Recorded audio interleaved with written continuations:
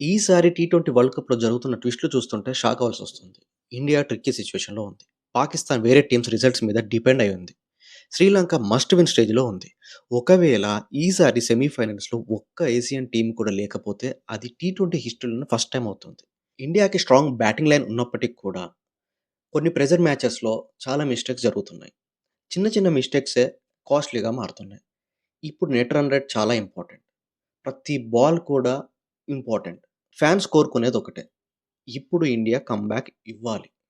ప్రతి మ్యాచ్ గెలుస్తూ రావాలి. పాకిస్తాన్ సిట్యుయేషన్ ఇంకా ఇంట్రెస్టింగ్. వాళ్ళు విన్ అయినా సరిపోదు. ఇంకో టీమ్ లూజ్ అవ్వాలి. కాలిక్యులేషన్స్ కరెక్ట్‌గా ఉండాలి. క్రికెట్ కన్నా మ్యాథమెటిక్స్ ఎక్కువైపోయింది ఇప్పుడు. హోప్ ఇంకా ఉంది. కానీ కంట్రోల్ వాళ్ళకి లేదు. శ్రీలంకకి క్లియర్‌గా మెసేజ్.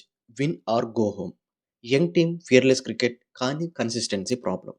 ఒక్క మ్యాచ్ ఫేట్ మార్చగలదు. ఇమాజిన్ చేశారా? సెమీఫైనల్స్‌లో Australia, England, West Indies, South Africa లాంటి టీమ్స్ మాత్రమే ఉంటే ఆసియా డామినెన్స్ బ్రేక్ అవుతుందా? క్రికెట్ పవర్ షిఫ్ట్ అవుతుందా? లేదా లాస్ట్ మూమెంట్‌లో మిరాకిల్ జరుగుతుందా? క్రికెట్ అంటే అన్‌ప్రెడిక్టబిలిటీ. లాస్ట్ ఓవర్‌లో మ్యాచ్ ఎలా టర్న్ అవుతుందో టోర్నమెంట్ కూడా అలానే.